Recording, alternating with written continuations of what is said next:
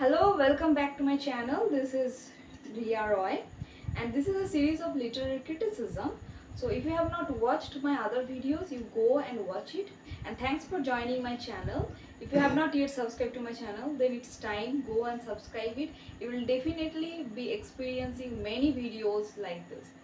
Now, after my thumbnail, you must have known my topic in this video. So it will be the lyrical ballads that is written by William Wordsworth and Coleridge together.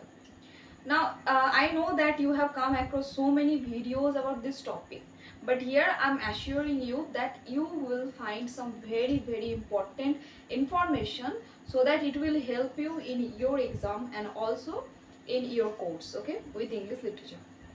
Now let's first discuss what do you mean by preface to lyrical ballads. Now preface means introduction. When the poet or a writer gives the introduction about his work, that is called preface. Okay, it generally comes just before the work at the very beginning of the book, and it was actually written both by William Wordsworth and also Coleridge. Now the lyrical ballads, that is generally a song or poem. Now these were written by William Wordsworth, and these both writers or these both poets contributed total 23 poems in this work. Okay, 19 poems were contributed by William Wordsworth, whereas Samuel Taylor Coleridge had given only 4 poems in this work. Now there are so many conflicts by the critics about this work, but okay, let's not just go to this topic. Let's directly jump to our main topic, and that is the discussion of literary a critical point from this work. Now the most important part in this work are being asked so many times, okay, even in many exams, like be it entrance exam or like exams like NET, PGT, TGT. So where you will be asked only that question, and that is the publication year of this work. Now there are 4 publication years that you must remember if you are also in confusion. 4 editions was there. Number 1 was the first edition, that was without any preface. Remember it, without any preface, okay, and that was first published in 1798, and that is said to be the pioneer age, okay, to introduce the age of romanticism in England. After that, the second edition that came in 1800, the third edition came in 1802, and the fourth edition that came in 1805. So I hope the confusion is now clear. Now, as you know that William Wordsworth was the first romanticist of England, and he used some common languages. He started with simple language, but before that the poets like Alexander Pope, Thomas Gray, William Cowper, who had given so many marvelous poems that were talking about so-called classic, or you can say neoclassical poetry, about their classicists and about their legends. And after all of this, Wordsworth came with that simple language, with that simple poems that were definitely connected with the common man.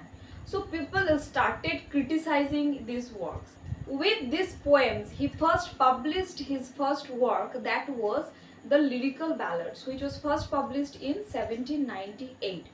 And as he expected, there were so many critical comments about this work, so he decided to save himself and to show some answers to those who were criticizing him for this work. So here he again published his work, the Preface to Lyrical Ballads, where he attached the preface to make others understand that what was his intention about this work. Okay, now the third publication just came followed by that.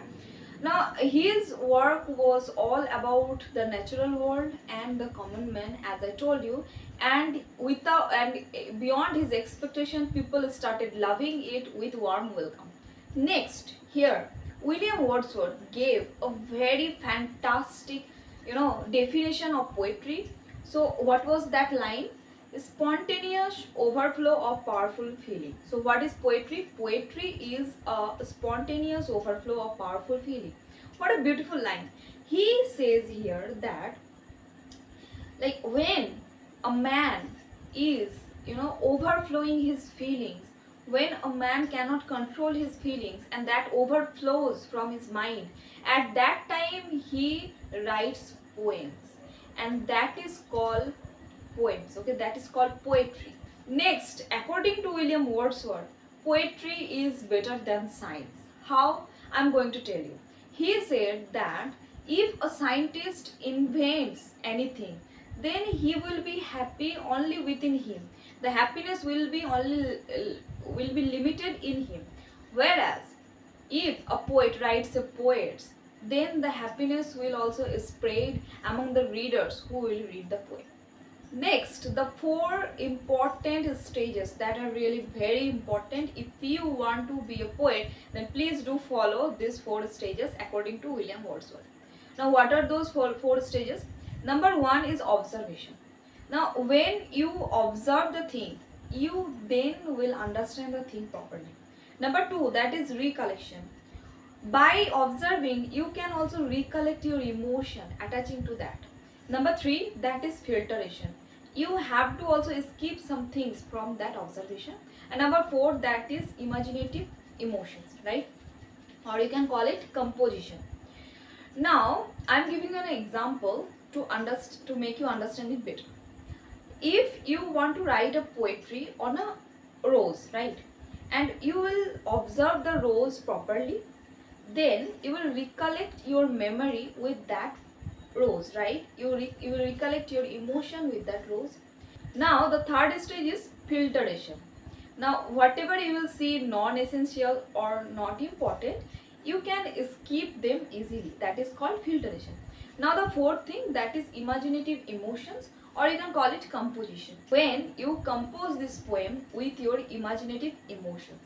So, you can remember it with a mnemonic that I used, that is, ORFE, like observation, recollection, filtration, and imaginative emotion.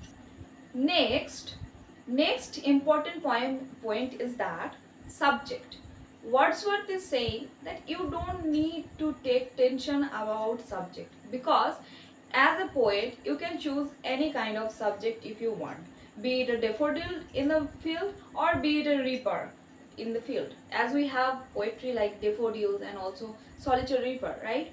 And he says that we need to pay the heed on how we can make an ordinary things to an extraordinary things. Okay, that's the place where the poet's achievement lies. What did William Wordsworth say about the diction that a poet should use in his poetry? He says that a poet should know the common language that is used by the common man. He should not have known all the metrical forms like meters, foots, rhythm, rhymes, nothing about poem. He can write anything in any way, and that will become a poet. He says that a poet should have some strong emotion that will drive into that feeling. Okay, he does not need to have some ornaments to make his poetry beautiful, unlike Alexander Pope, who thought that the ornaments or the figure of speeches are more important even than the subject matter. Number 3 point that he said, that your language should be simple but the impression should be higher.